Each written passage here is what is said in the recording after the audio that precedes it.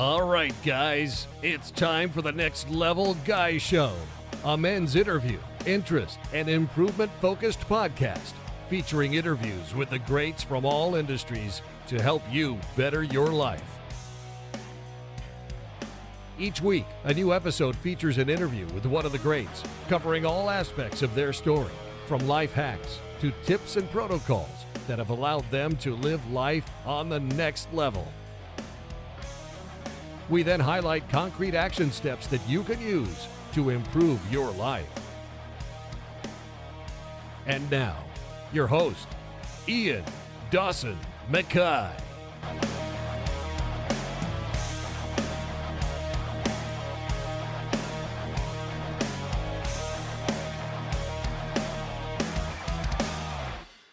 Today's guest is Jay Morton. Jay's highlight reel is amazing. He spent 14 years in the military, 4 of which he was in the Parachute Regiment, and 10 years he spent in the SAS, which is the elite soldiers of the United Kingdom. He's climbed Everest to the summit twice. He was a directing staff member on Channel 4's SAS Who Dares Wins. He's now a Director of ThruDark, and he will also be competing for Praga Cars in the 2021 season, when it's allowed back after COVID. He's someone that should be respected for what they've accomplished in their life and looked on as a role model and inspiration to us for becoming better and hitting that next level in our own lives. After serving his country, Jay exploded onto screens as the mole in a series of the popular TV show SAS Who Dares Wins. That's Channel 4 on British TV. He became a standout feature in the show, and as his amazing past accomplishments and experiences came to light, along with his drive for continual evolution and challenging himself, I knew I had to feature him on the show to learn more about him and how we can become more like him.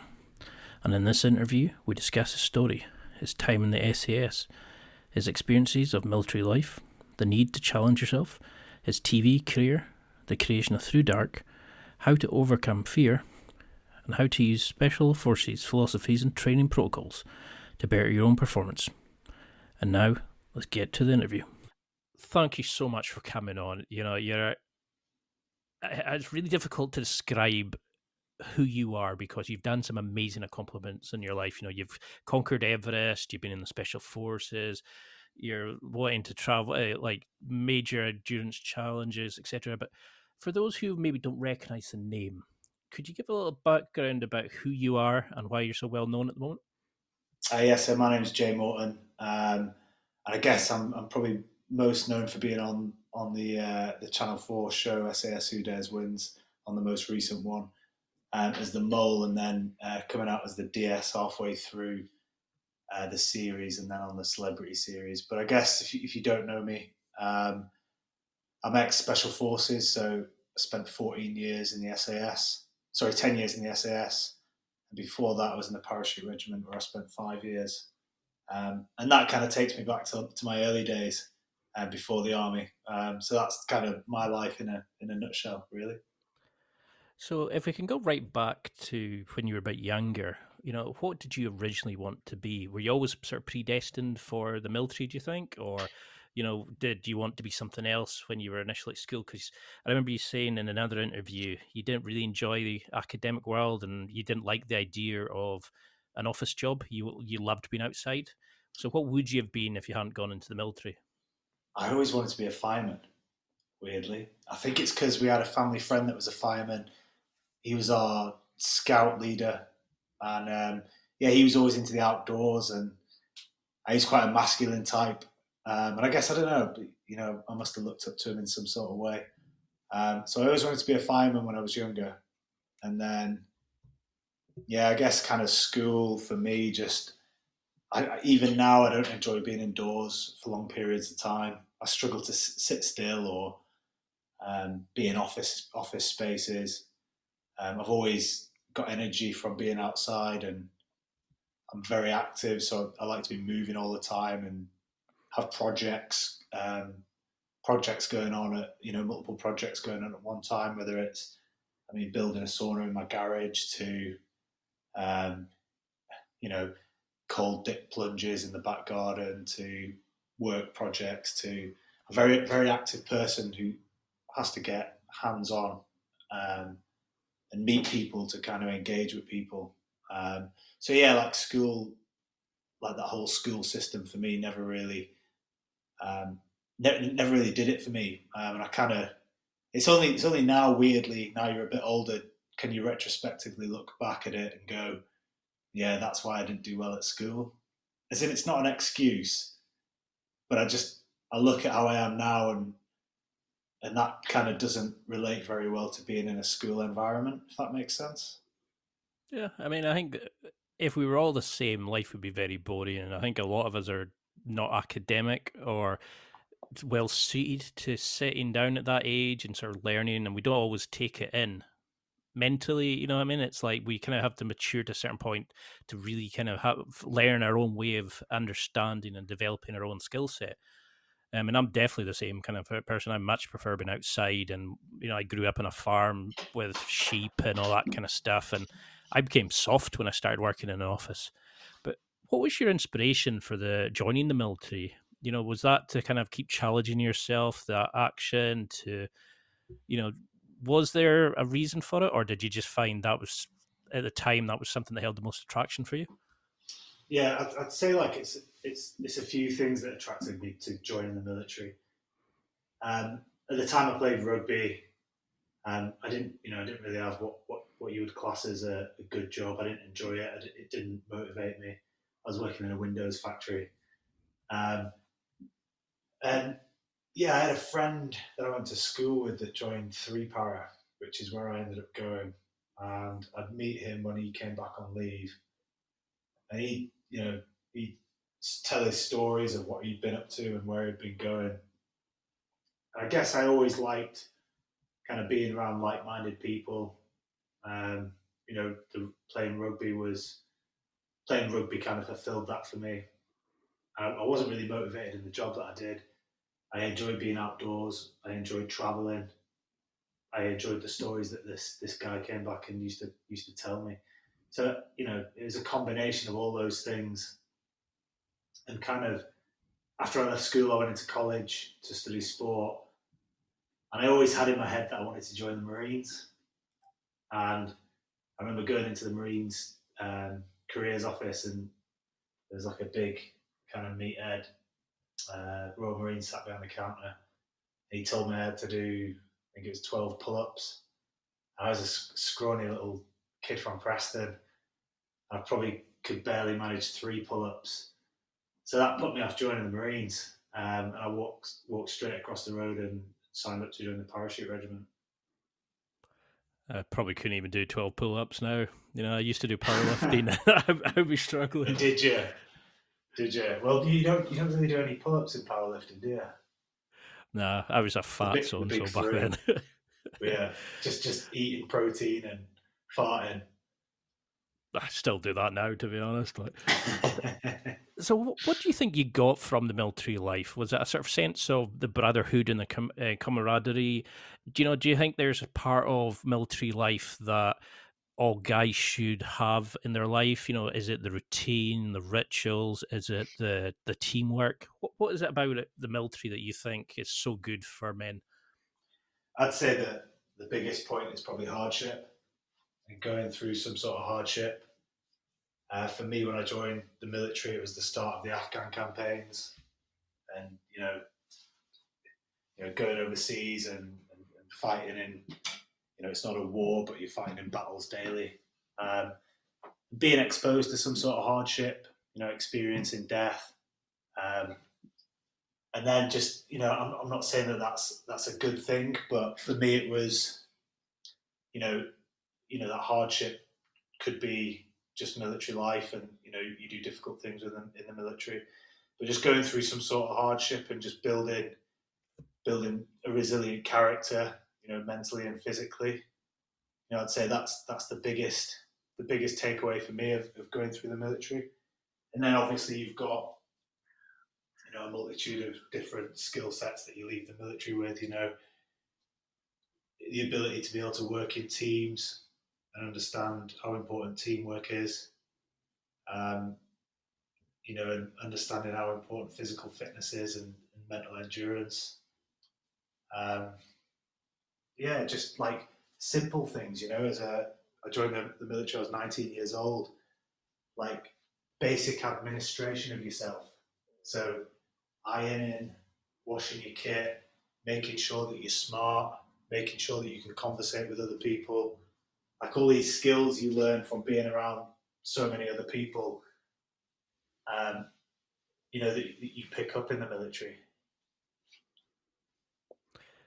And I mean, you rose up the ranks to sergeant. You specialized in sort of like medicine and that sort of thing. But what did that teach you back then? What did your time in the SAS and sort of the other branches? What did it teach you about like leadership of men, about being somebody of value?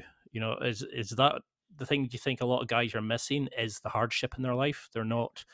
Because you can order a date online, you can order food online, you can order a taxi online. Have we forgotten how to be challenged? There's no rituals to become men anymore? Yeah, massively. Like, life's so fucking easy right now, isn't it? Um, you've got 1,000 channels on your TV. Like you said, you can order food. You can, you get in your car, you drive to work, you sit in the same office every day. And that's why I think you've only got to look at things like adventure racing and outdoor sports. They're getting increasingly more popular, and that's because people are lacking a challenge in their life, lacking some sort of hardship in their life. So yeah, I do think it's very important to put yourself in difficult situations. I think you can learn a great deal about yourself through being in them situations. You don't want an easy life. You want a difficult life, and you almost want to put yourself in those situations and take those chances. And now, so the SAS are notorious for having such like a grueling selection, conditions and criteria. What kept you sort of mentally resilient during your, when you went? Because you go through like the jungles, you go through like climbing mountains. There's like, amazing physical demands they put on you. But when you're sitting there soaking wet, hardly getting any calories in, you're getting shouted at, grueling marches, etc. How do you keep mentally strong? Do you go internally? Did you have a mantra? How did you keep mentally strong during that time?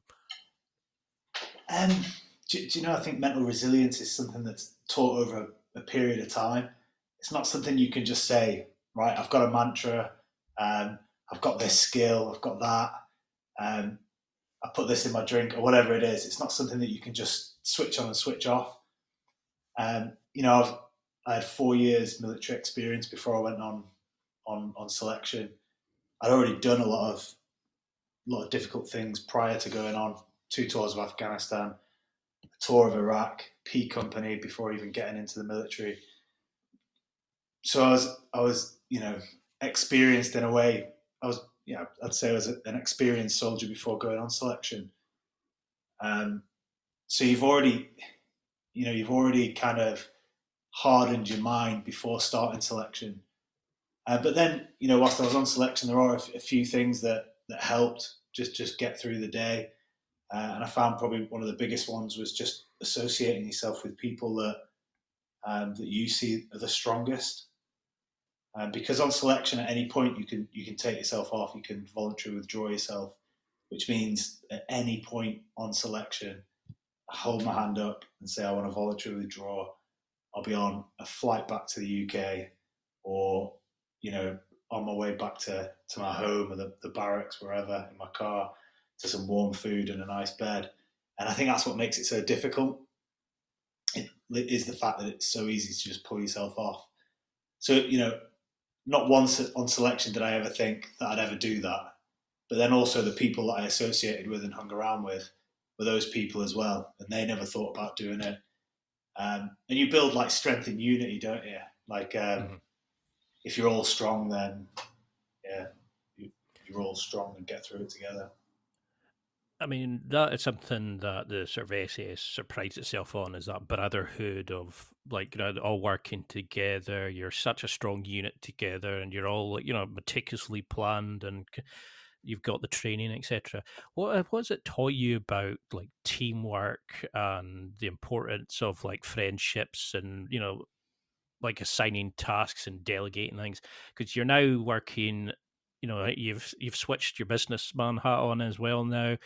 You're also on the show working as a team with the instructors.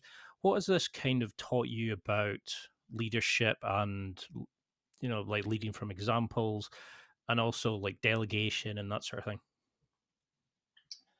Um, yeah, like the military is the best example of leadership, because we do it in the most dangerous situations. Um, yeah, and I've personally witnessed good and bad leadership, and you can learn a lot from that bad leadership. I always feel like I learned more from seeing bad leadership than I did the good leadership. Um, but yeah, for me, I'll start on like bad leadership that I've been exposed to and lessons that I've learned from that. That not understanding your guys, not seeing, almost forgetting that you've come through. You've been as a leader, you've been where the guys that you're leading have been. If that makes sense, um, and kind of understanding that. Mm-hmm. Not expecting them to do something that you wouldn't do yourself, sort of thing, or being able Yeah, to sort of. yeah. I just think some of the best leaders can they can relate to so many different peer groups almost. It's like they came through the ranks. They started from the bottom, but they can converse with everyone because in the military you've got a rank structure, but you're also you've got to be able to take orders from the top and then get your men or the people, I wouldn't say below you, but the men that you manage. You've then got to be able to get them to carry out the orders, whatever they are. Um, so yeah, I'd just say like good leaders are just they're able to be able to pitch themselves at every level, and receive the orders from high and being able to delegate them down to the lower ranks with ease. And it all comes down to communication skills and um, I've seen people work their way through the rank and then uh, you know unable to kind of communicate with the people that they're leading. And essentially, it comes down to trust. Like if you don't trust who's in charge of you, especially in something as harsh as a firefight or battle, that's where it's all going to break down. You've been in situations where bullets are flying. Normally people would avoid it's the stuff that like the typical layman sees it on a film. You go into some of the dangerous locations, rescue people, do all these kind of missions. How have you learned to overcome fear during this point? Because most people would shit themselves going into some of the stuff that you guys go into. But how did you learn to deal with that kind of panic, worry? 'Cause I take it fear's always there, but how do you not let it overpower you in that kind of situation? Yeah, again, it goes down to that kind of experience, um, and yeah, fear is always there, but I guess it's that's your job, and you want to be experienced in your job, and it comes down to repetition. Like the more you can train, the more proficient you are at your job, the more confidence you have going into somewhere. Um, and plus, it's like when we go out and do these operations in Afghanistan, we're constantly going out. We're out most nights, um, and you just get used to it. If I'm honest, it's experience over a long period of time that you still feel the fear, but um, you're just more focused on what's going on, what your job is, who's around you, how you can assist the team and how the team can assist you, um, and just focus on the task and the mission. Um, yeah, and so it's difficult to say. It's like you become used to it. You become akin to what's going on, and just just do your best. I suppose it's similar to sort of like, learning a skill. It's when you break it down, it's fine, when you drill in certain parts of it, but until you're actually, say, like rolling in jiu-jitsu rather than just drilling a movement, you're only learning or getting the experience of it and how it would actually affect you and feeling the stress and the anxiety. I mean, I know it's not nine on that kind of level, but it's like you're saying, is the level of training you would get, you kind of learn to adapt, and your body, you get used to the stress that you put on yourselves and the fear, and it almost becomes like part of your story that you can tell yourself. So how do you go about training in that sense? How do you make sure it's as authentic and as helpful? What would, I know there's no really a typical day in the SAS, but what kind of training would you do? Is it like body weight stuff? Because I mean, you go into jungles and that sort of thing. How do you keep your training and keep your strength up and fitness and cardio and all that during these kind of, like training situations and stuff like that when you're not on a mission? Yeah, sure. Training's a massive aspect of being in the SAS. You generally train for 95% of it, and then 5% of it is the actual crunch moment where the rounds are flying. And going back to what you were saying about jiu-jitsu, it's very similar. It's if you were to fight a black belt and you're a white belt, that black belt would definitely beat you as a white belt. But as you progress and you become more experienced, you then have a chance of beating that black belt. And it's very similar in a firefight. It's very similar going back to that fear model. It's the more you drill room combat, the more you drill attacks, the more proficient you become at it, the more confident you get with it. And especially when you go out to theatre, the more operations you go on, the more confidence you get with your team. The more you understand it all, the more chance you've got of being successful in that mission. But going back to your question about the training, training's from when I joined the SAS, training's massively evolved over that 10-year period. And when I joined the SAS, it was more about just bag of chips at the weekend kind of thing, pint of Guinness. Sounds good. Yeah, yeah. But no, they're very, very. They look into the research on exactly what a soldier needs, a special forces soldier needs to perform, and we predominantly cover long distances, carrying heavy kit, and then we need to be able to perform at the end of that. So whether it's smash a door down with a method of entry tool, kick a door down with our feet, and then go into a room not being out of breath. So all our training is evolved around being able to do that. So for us, it was a lot of lifting, but also a lot of high intensity stuff, a lot of sprints on assault bikes, on treadmills, but then also covering some long distance stuff as well, just to get just to get used to that kind of long distance stuff.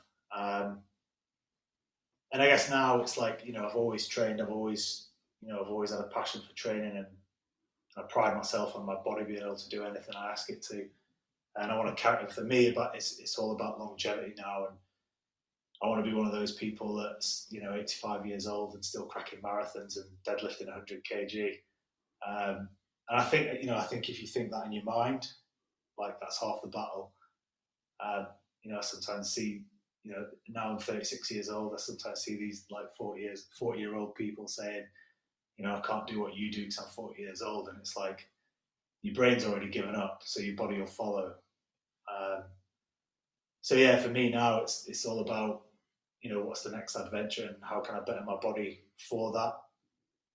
So yeah, at the minute, I've got an endurance event coming up, so I'm doing a lot of long distance endurance kind of training. But yeah, training's a massive aspect in my life. So how do you keep that kind of mentally strong as well? Is it just using what you've done in your training and other missions and successful sort of surgeries, etc., where you use them as sort of mental reference points because you've done it before, so you can utilize what to expect, and you've sort of researched and intel that you've got to that point, what to expect, that the parameters, your set instructions so well. that when you're asked to jump out a helicopter or dive into a freezing lake or whatever it is, you expect it. It's nothing unusual. Yeah, like exposure. Um, yeah, the more exposure you have to things, whether it's exposure to cold or lack of sleep. Um, Same with fitness. Whether the more you've been exposed to long distance events or carrying kit over a long period of time, you strengthen your mind, like your mental fitness. And you also know your body can do it. And whereas if you've never done anything like that before, if you've never carried weight for 20 to 30 miles over the hills, and then you all of a sudden do it, it's a lot more difficult. Yeah, yeah. I guess it's for me. Yeah, it's just exposure to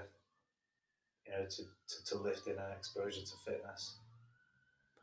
So, what do like the military and the SAS teach you then about when the shit hits the fan? Because I'm assuming that you may be given a mission brief and you go in and you anticipate X, Y, Z, but parameters of a mission may change. Like if something happens, a helicopter doesn't work, or whatever it is. What do they teach you about dealing with mission changes and sort of changing on the fly, and being able to have that growth mindset that you can immediately go, right, what do we need to do here? Take stock and be resilient enough not to panic, and then just start putting the steps in place to succeed. Do you get training on that sort of thing? You don't get training as such, but I guess that's one of the essential skills of being a soldier is you have the ability to be able to adapt to an ever changing environment, because battle isn't battle isn't linear, and there's so many different things that can go on and happen, and you need to be able to adapt and adjust to that whilst under massive stress. Exposed to whether it's someone from your team that might have been shot or killed, or you've got all these factors that you have to constantly assess and adapt and change to, and that's what makes a good soldier. So when you decided to come out of the army, I think it was 2018, you were Yeah. saying that you wanted to keep achieving and trying new things in life. Did you struggle with that transition to sort of civilian life? Did you get any support? Because I work with PhD students in my, let's say, proper job, and one of the guys working with, he's looking at sometimes soldiers don't get that kind of transitional help into civilian life. Did you find that you kind of felt a bit lost, or how did you, with that change of your story, did you miss the sort of brotherhood of the army, or did you find it difficult to kind of get back to civilian life? Yeah, when I initially came out, it was a massive shock, um, and I probably underestimated it. Um, so I applied for what's called early release. So I pretty much signed off, and 6 weeks later, I was a civilian. Um, so I never actually went through the kind of official like 12-month period that you get when you normally sign off, where the army will prepare you for coming out and being a civilian. So I can't really make a comment on that. But yeah, it was a massive shock. I pretty much went from working, I was in the squadron, I was working as part of a team, and then 2 weeks later I was sat in a flat in London, and we'd partially set up ThruDark as a business, but we didn't really have much to do. We didn't really know if it was going to succeed. Um, it was still almost a concept. We weren't really selling any clothes. I was sat in a flat in London, just wondering like what the fuck I've done. Um, it's weird. You go from being surrounded by loads of like-minded, strong individuals to just being sat on your own, and that was a massive culture shock to myself. But I'm a very, very independent person, um, and that the military for me was very supportive in what I was doing. They offered from what, they offered all the help that they could. And I can't say anything negative about them in that respect. I'm sure other people have different experiences. But yeah, it was a massive culture shock for me. Because I've interviewed like Nick Bear, who used to be in the U.S. Army. I also interviewed a guy called the Passive Panda, and he was talking. Name, is it? Oh, sorry, it said Nick. No, it wasn't the Passive Panda. It was Nick the. I can't remember off the top of my head just now, and he had lost his legs while he was in Iraq after an IED had flipped the vehicle he was in. And that's what they both had said. It was that transition to kind of going back to civilian life where there wasn't the steps had been put into place.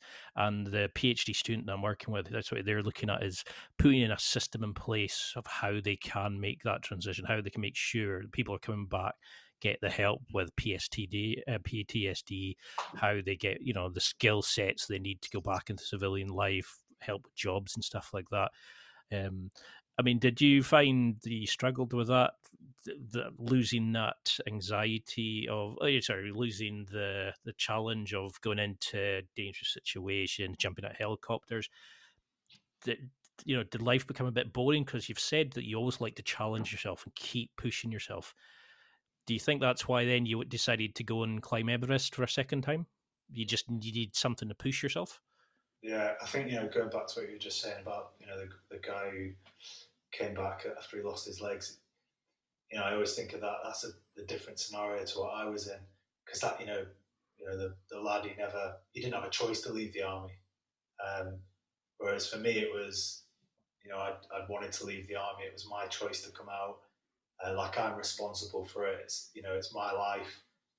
If I come out and fuck it up, then it's my fault. Whereas, the other lad, they don't get that choice when they lose the legs and get discharged. What was the original question? Sorry.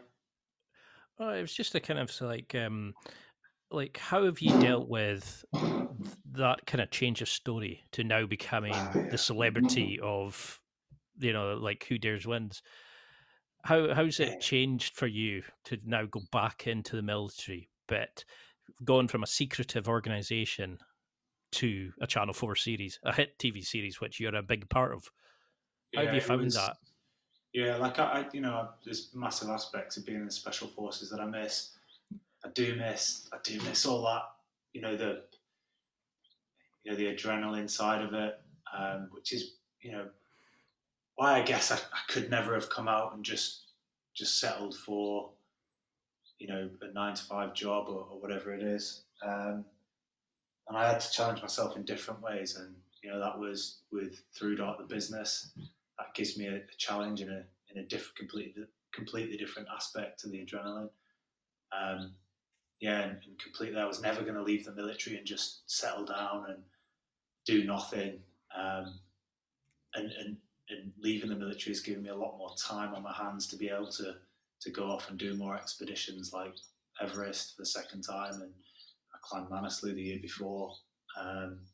Did some other expeditions and focused more on my surfing, and and then that kind of led into the TV stuff. So look, I've not even been out 2 years yet, and I feel like I've done quite a lot, and it's kept that thirst for challenge and adventure. It's kept that going. It's time for a quick break. There are millions of potential products to buy, so how do you know which ones are worth your hard-earned money? Simple. You go to nextlevelguy.com/affiliates and explore those that will transform and improve your life. You'll find deals, listener exclusives, and special offers with some great companies. Recommendations are 100% honest and only on items Ian has tried or believes in. The companies showcased will make you a better man in all areas of your life. Simply go to nextlevelguy.com/affiliates and level up. So how authentic do you think the sort of challenges and the lifestyle that they portray on the show? How realistic is it? I know you can't discuss it with the Secrets Act and stuff like that, but how close is it, do you think? Like, has a film or a TV show ever come close to that kind of SAS lifestyle?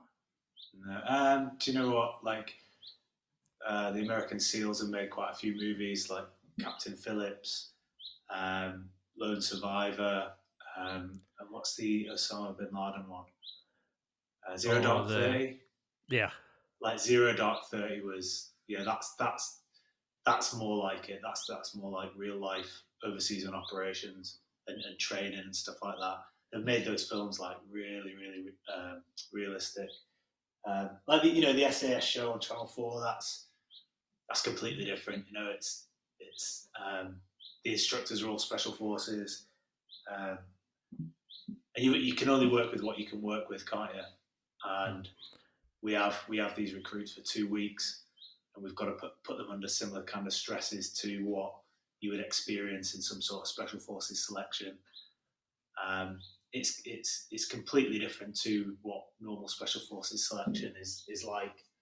But yeah, I think it's more a TV show to put these civilians under stress and sleep deprivation and all these kind of things that you go through on selection, and it makes for good TV. I mean, that's the thing nowadays is with the introduction of Call of Duty, the video game, with these kind of shows, we get everybody now who thinks they could be a special forces soldier, that they have the grit and all this kind of stuff. Has there been anybody that you've worked with on the show that's really surprised you? That when you've met them, you thought, "No, fuck," but then they've kind of blown you away with their mental resilience or their ability to dig down and become and really keep pushing themselves and done more than you thought they could do?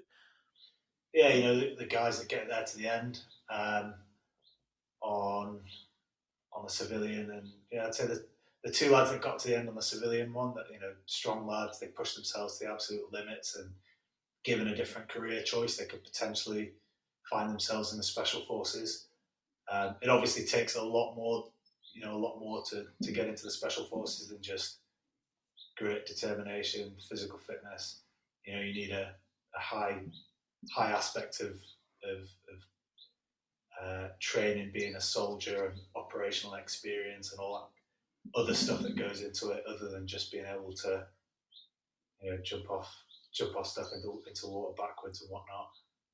But they show the same traits as what a special forces soldier would, which is why they got there to the end.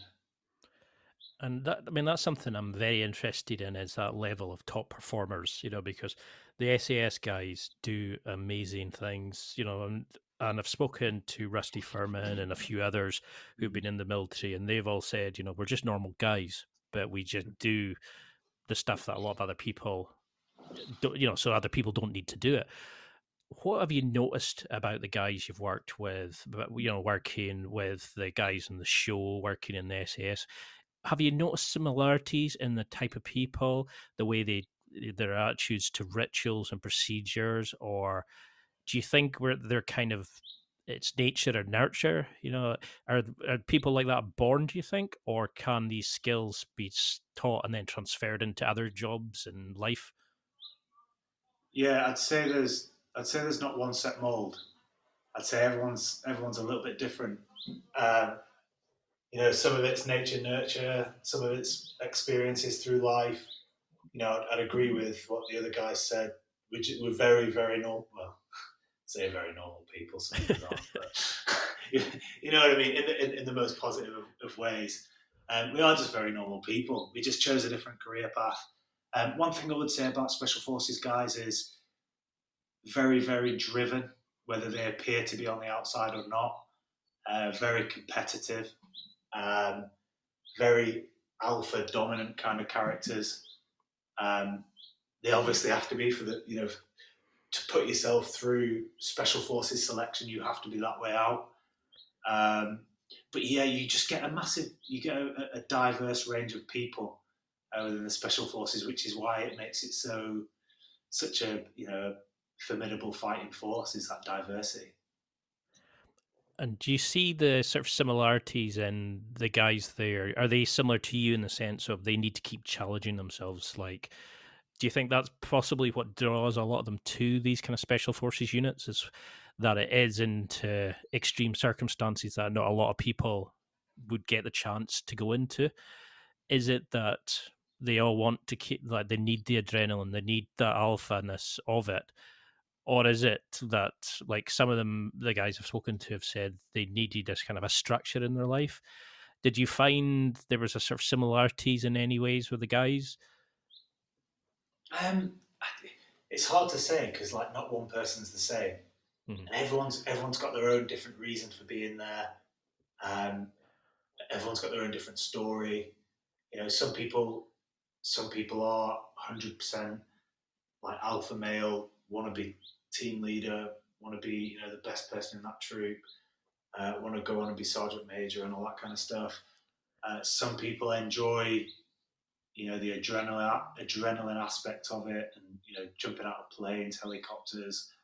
Some people just love being soldiers. Some people go because it's a better life and more money. Um, you have a lot of reasons there. It's hard to just pinpoint one, if that you know. Yeah, I mean that's why I always find a kind of a difficult question to ask is that I've spoken to a lot of people who have said about like not having a father figure in their life, and then you speak to somebody else who does the similar kind of stuff, and it's like they've had a father that like present in their life the whole time, and I get annoyed when I hear people kind of saying like, oh, it's only broken people do this, or Mm, go on big wave surf and all this kind of stuff, because it's everybody's got the uniqueness, but it's what we seek in life. It's not really your starting point; it's where you end up or the journey that you go on to get there. And these guys do amazing things. I mean, you save lives, you help people. It's you do things that very few people could do, and you should be immensely proud of what you've done. And even now, the stuff you're doing. I mean, like climbing Everest the second time. What was the inspiration to go again? And how have you found that kind of thing? Because I've seen Ant Middleton's book tour that he did, where he talked about some of the human like waste that he found up on the on the summit and that sort of thing. mm. Is it getting to that point that it's becoming commercialized? Going to Everest, is it losing its appeal for you? Do you think? Um, no, no, it doesn't actually. I feel like I feel like the people that hmm,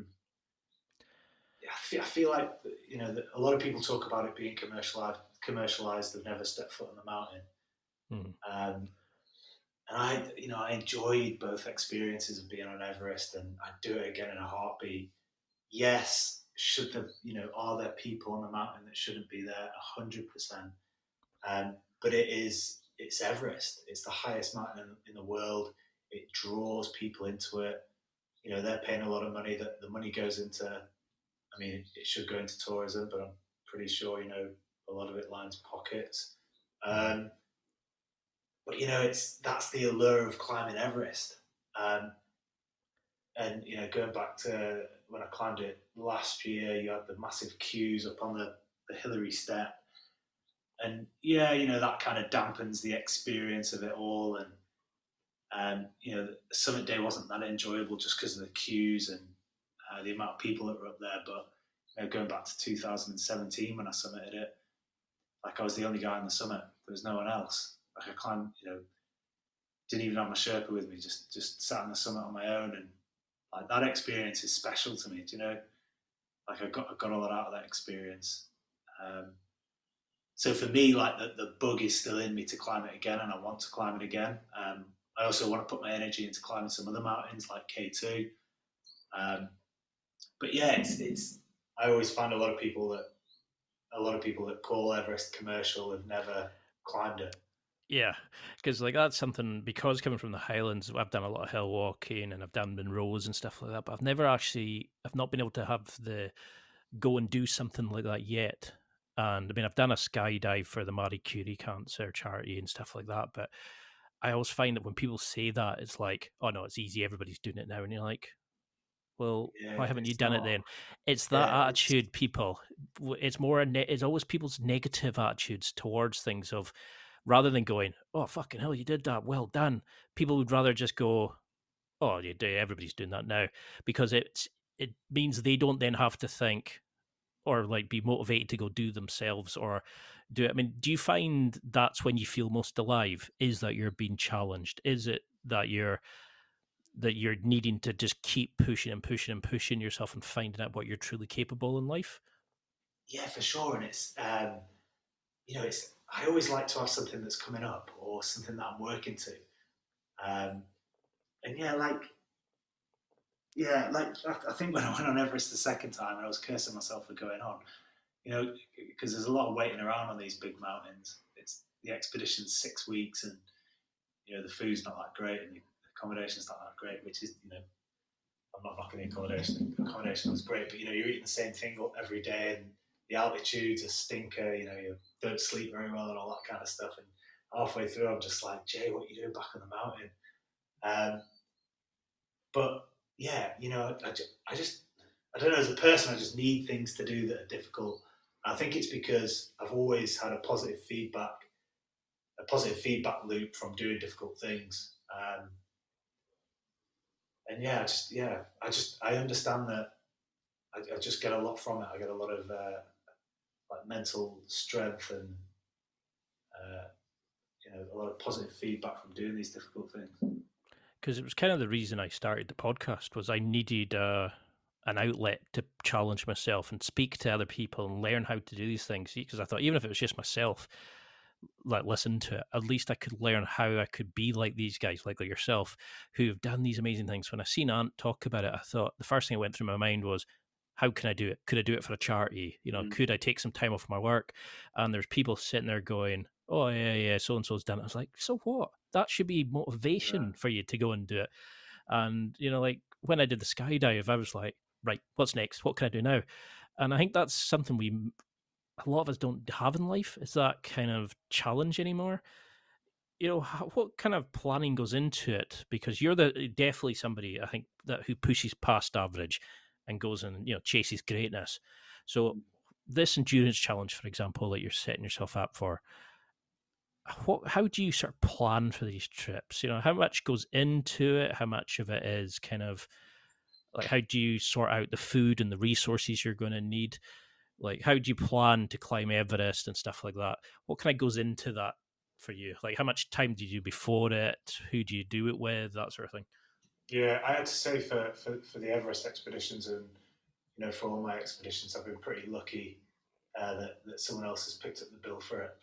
Um, so whether that was the army or or clients that picked up the bill for it, so I can completely understand. The majority of people, even myself, I couldn't afford to go and pay $50,000 to go and climb Everest now. I just couldn't, and I wouldn't. It's a lot of money, and it's stupid to spend it on something like that. But yeah, like kind of, obviously planning and preparation is key. Like the first Everest expedition we did it with an ex-injured veteran called John, um, and he didn't have that much climbing experience.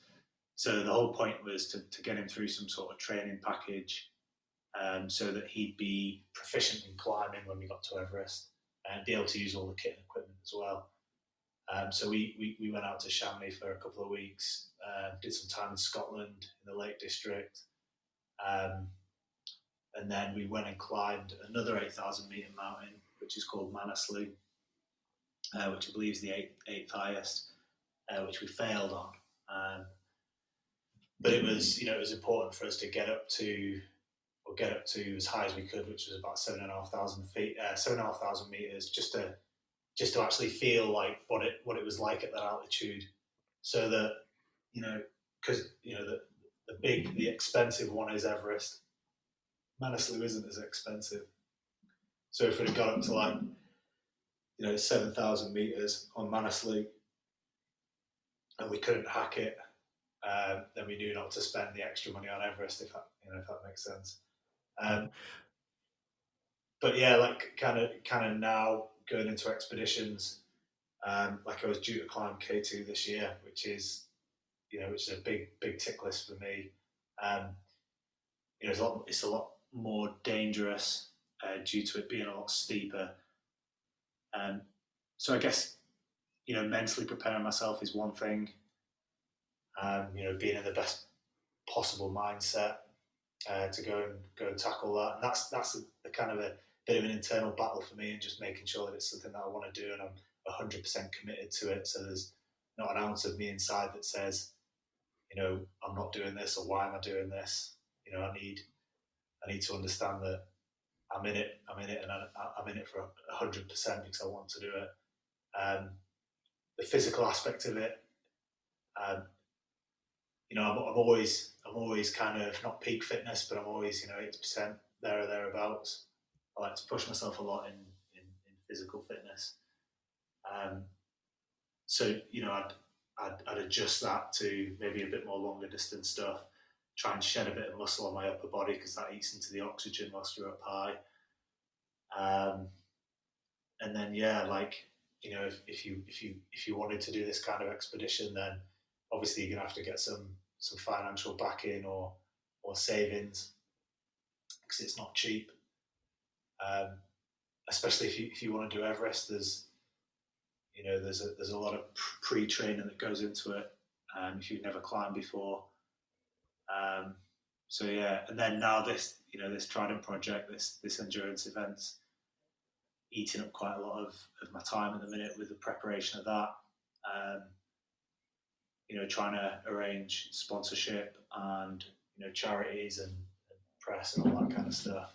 And again, it's something that I've never done before. I've come from a military background. I was in the special forces for 10 years. I've never had to deal with any of this kind of stuff, which is it's all new, and I'm learning all this stuff, and I'm definitely not doing it right. But no, it's just I enjoy having conversations with people that are more knowledgeable than me, probably similar to yourself. But, with the podcast, having these conversations with people that are just really good at what they do or have more experience in things that I don't have experience in. I mean, do you think that's part of the reason that you went into the sort of ThruDark, that it was the kind of unknown and you were having to learn new things and it was to keep challenging yourself? Or was it that you've said about in another interview about, you kind of get used to judging equipment that you're provided and you wanted to create the best equipment possible for people who are doing this sort of stuff? Did you find there was that adrenaline and that fear that kind of enticed you into going into business with your two mates to start ThruDark? Yeah, like the business answer is we want to make the best outdoor clothing equipment. The best outdoor clothing and equipment like in the world. That's the business answer. I guess for me, it was that I enjoy that unknown. That stepping into the unknown and not knowing what's going on, and the challenge of learning something new. And all three of us, when we left the military, ThruDark really wasn't a thing, and we took a massive pay cut. Like I was eating into my savings at a rapid rate. We're all kind of just holding on to it, just hoping that the concept to be proved at some point. But it was an adventure, and that's probably the personal reason for going in there. Because that's something, I mean, a big part of me was when I was younger was I was getting fed up of not living life. I was going to the pub and that I wasn't really enjoying it, and I didn't want to have regrets. And I was getting to a point where I was thinking, no, I need to start going out and living life and doing what I wanted. So I started pushing myself and going out and doing it and stuff. But what would you say to? Do you think everybody should have their own kind of Everest expedition, so to speak? That we should all have some sort of challenge that we work towards? Do you think it's a shame that people do go to their deathbeds with regrets like that? Do you think every man should have a big challenge in their life at some point? Yeah, gold standard, yes. But I know it's very difficult for everyone to just go out and just say, right, I'm going to work towards some sort of Everest. I think people could just, if we just got outside a little bit more and just got outside of our houses and, whether it's go for a run or just go for a walk, or go and stand in the rain or something like that. Just get outside more. And I think everyone should have some sort of hobby or interest or sport, whatever it is that's active. Whether it's with teams or on your own, I think you can just learn a lot from that. And then, for me personally, having something in my sights that's external to work or relationships, that's personal to me, I get a lot from that. And I think, I definitely think other people could too. I just know the steps to get in there are difficult. But yeah, I think if everyone just got outside a little bit more and just found interests that meant that they got outside more, then there'd be a lot more happier people in the world. And I mean, you do some amazing things. You climbed. You're a soldier. You're now doing the business. Your adverts for the ThruDark brand is amazing. Like I subscribed as soon as I saw them. You just seem to be going from strength to strength. You're now on the TV show, and everything you seem to go on, you just seem to smash. You do it so well. But have you learned training hacks? Like, is there a way of like developing your skill set that you've found that works for you? Is it just getting the reference point and throwing yourself into things? How do you make sure that you don't stagnate and you keep your skills fresh, and you just keep finding challenges in your life, do you think? Yeah, a little bit. I have a general idea in my head of almost the person that I want to be in 5-10 years, and like where I want to be and what I want to have achieved in that time. Like I've got that. Like I'm not a person who writes stuff down. I've tried, but I just lose the pieces of paper. Um, so I have a general idea of where the person that I want to be in 5 to 10 years, and I'm constantly working towards that. But then, yeah, in terms of like hacks that I found useful, I've got a big relationship with physical fitness and pushing myself. And I get pushing myself and making myself mentally resilient and mentally strong. Like that for me has been paramount. Education. Um, I'm not someone who sits and watches the media or TV. I struggle to sit down and watch TV, to be honest. I like podcasts. I listen to books. We all get this choice to. We all get a choice to absorb information, don't we? And we all get a choice of what information we absorb. And if we're sat in front of the TV watching EastEnders or Coronation Street, then that's the kind of person that you're going to aspire to be. And if you sat listening to inspiring people on podcasts or things that you're interested in, then you're going to educate yourself in them areas. So I've always been. Go on. Oh, sorry, that's what I was going to say. That's why I love speaking to people like you. Is that you say things like that? That I love that kind of answer where there is far more to life than sitting watching TV. And you're a prime example of somebody who takes life by the horns and actually just goes and does what. Just looking at your bio, for example, blows me away. And that's why I love the idea of speaking to somebody like you, and why you should be the kind of celebrities we have rather than these idiots like the Kardashians and these sort of people. Because we all have the same 24 hours in our life. And people go, oh, no, I couldn't do that. And you're like, well, why not? Have you tried it? Yeah. No. People immediately assume that they can't be that kind of person. And then when you do the sort of future setting, they're looking at who you want to be. What kind of things did you consider? Is it like relationships, your business, or was it just the kind of person that you were going to be, or what you would hold? Like what would you want from life? How did you go about that kind of exercise? Do you know what? I just like to progress in everything that I do, and I enjoy progressing. So, like the vision of me in 5-10 years is like a progressed version of myself now. I don't have like I said, I don't write stuff down. I don't have like an image in my head. I just know that it's a progressed version of what I am now. That image is quite personal to that. That vision's quite personal to me. But I don't know. Going back to to what you were saying, there's definitely 100% nothing special about me. Like, I'm just a normal person, but I guess you just get exposed to different things as you go through life, and yeah, I'm just very much of the mind of, we do all get that same 24 hours in a day. We do get the same, you know, we do get the same time in our, in the day, and life's short, and it's cliche, but like, I want to have, I want to die on my deathbed of being able to have said that I've done everything that I ever had the opportunity to do, or I've pushed myself to be able to experience things that I want to experience, and seen parts of the world, and push myself mentally and push myself physically, and just got the most out of life. And see, like for example, the next thing you're doing is the endurance challenge. How to give a flavour to people. I mean, just some of hearing the training you're doing is mind blowing. But how, if you had to sum it up to people, just to get give them a flavour, what would you say it is? Because it's like a triathlon of mountains, perhaps. It's just kind of wow when you just hear it. Never mind see the training you're doing. But could you go into a little bit about the challenge, about what you can give us at the moment? Yeah, sure. Yeah, for me, I guess it's just just to see what the hell I can do.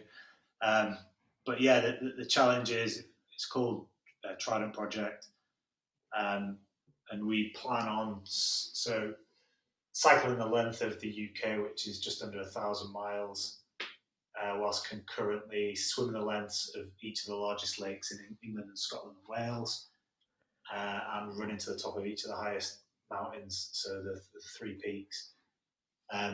Which, I don't know, like for me, when I say that, it doesn't sound as big, but to kind of put that into context, so we're planning on doing it in 2 weeks, 14 days. So an average cycling day looks around 160 miles.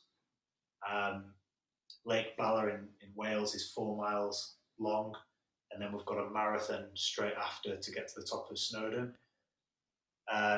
Windermere is 10 miles roughly, so that's a 10-mile swim in one day, and then the run's actually not too bad. It's about 12 miles, I think, from Windermere up to Scafell. But then when we get up to Scotland, we've got Loch Awe, and Loch Awe's 2 10-mile swims back to back, and then we've got a 50-mile run from Loch Awe to Ben Nevis, and then we're going to sleep at the bottom of Ben Nevis, and then we've got the run up to Ben Nevis and back down, and then we finish on a 180-mile bike ride up to John O'Groats. So it's as you do. So it's I tried to like fit it into Ironmans just to get a bit of perspective, and I've completely forgotten the numbers, but it kind of looks like, I think the swimming's something like 26 times what you do on an Ironman, the cycling's something like 12 times what you do on an Ironman, and the running's about 3 times as much as an Ironman. Because you talked about your goal setting, where you said you wanted to see what was possible. I'm interviewing a guy called Mark Beaumont who cycled around the world a couple of times, and he's gone around Africa and all these sort of things. And that's what he said was, when it came to goal setting, he looked at what was possible, or what he thought he could achieve, not what he needed to do to break the record. He wanted to really push himself and see what's achieved. Is that why what you do in your goals? Because you said to yourself, what you could easily do it in a month, but you wanted to see if you could do it in 2 weeks. Yeah. Do you need that? I feel like sat here speaking to you, I feel like I could do it now. Like mentally, physically, I feel like I'm capable. If I set off now, I'll do it in 14 days. I don't like. I think that's probably my mindset. But then I know, like, that's my mindset. But then the brain kicks in and just says, well, make sure you're sufficiently prepared. Make sure your tendons, your joints, like your injury, like any injuries that arise, make sure all that's like managed, so that you give yourself the best possible chance of doing it. But yeah, like, and just to put the spin on the challenge, the challenge wouldn't be the challenge without the why. And the why for us is, so we want to, mental health for me has been something that's, very close to my heart. I had some friends that have suffered with whatever, and for me, I can hand on heart say that I've never had a problem with my mental health. Although my friends probably think differently, but it's. But I kind of put that down to the relationship I have with physical exercise, with constantly challenging myself, and all the things that we spoke about on this podcast. And I want to try and get that across to people by doing this challenge. By saying that I'll be putting myself through this 14-day of struggle, but at the end I'll be a stronger, better version of myself, and try and just get that message out to as many people as possible. That if they can go through their own struggles, whether physically, whether mentally, they'll be better people because of that, and take that strength from that struggle, as opposed to feeling sorry for themselves or thinking that they're hard done by. I love that, because when I've had struggles with depression myself, and I can certainly appreciate where some of these people come from, where they kind of say, "Oh no, I could never do that. No, it's no me. I'm not that type of person." And sometimes it's actually changing somebody's story and their identity of what they believe they can do. And this is why I love speaking to people like yourself, where you show us that it's not what you start from. It's possible. This is why I love speaking to you. It's learning the hacks and the tools to go then to go in and achieve what we want from life, and to accomplish our own Everest, whatever it is for these people. I mean, I know we're coming very close to time, but your book that's coming out, and is it in January 2021 that it's getting released? Yes. Yeah, that's right. Yeah. Could you go into a little bit about that? I mean, just to give it, the perfect time for a sales pitch here. And has it helped writing it? Has it helped you come to terms with your time in the army, with who you are as a person, what you want from life? Has that kind of helped in any way to kind of put the past in the past? Yeah, no, I mean it's you have all these experiences that built up from 14 years military experience, from the expeditions, from all the climbing, and you have all this experience and knowledge that you've gained over the years, but you rarely stop and actually articulate it or think about it, or think about the tools and the tricks and the things that push you and drive you and motivate you and make you a better person. So yeah, to kind of actually get all that out onto paper,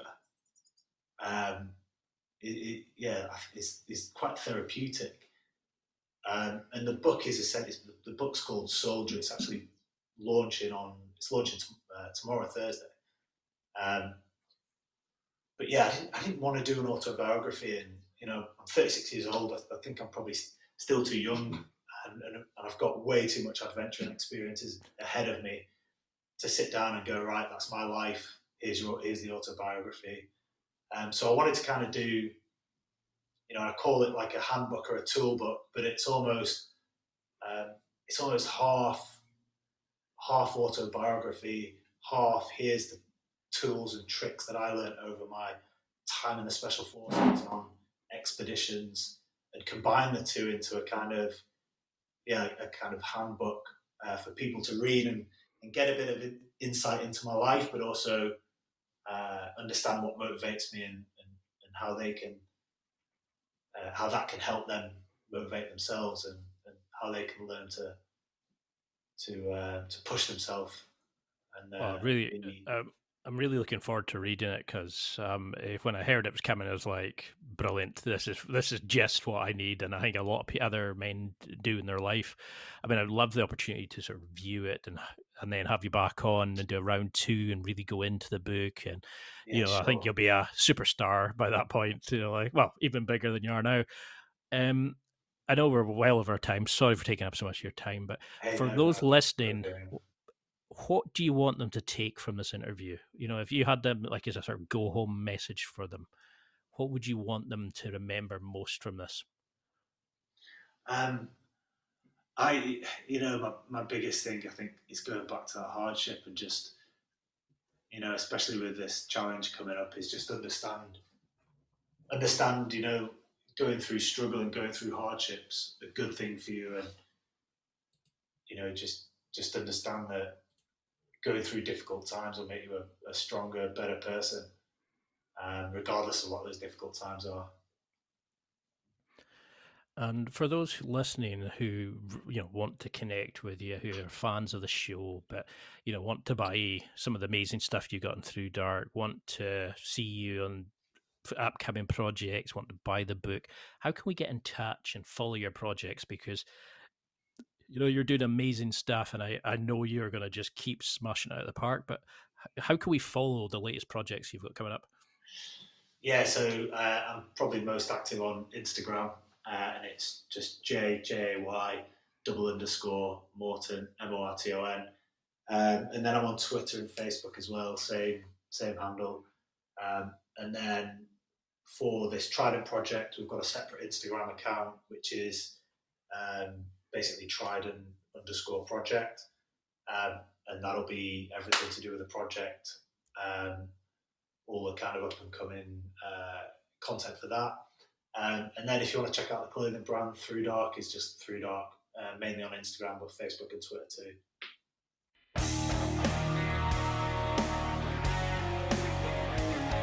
Well, that's it for another week, and thank you for listening. It's now time to take what you've learned and use it to develop and enhance your life with the key points mentioned. Listen, try it, embrace it, use it, and crush it. Now's your time to hit that next level in your life. If you liked this episode, then please leave a comment on the show notes or a review of the show on your podcast platform. Everything helps evolve the show. Until next week, keep seeking the next level in your life.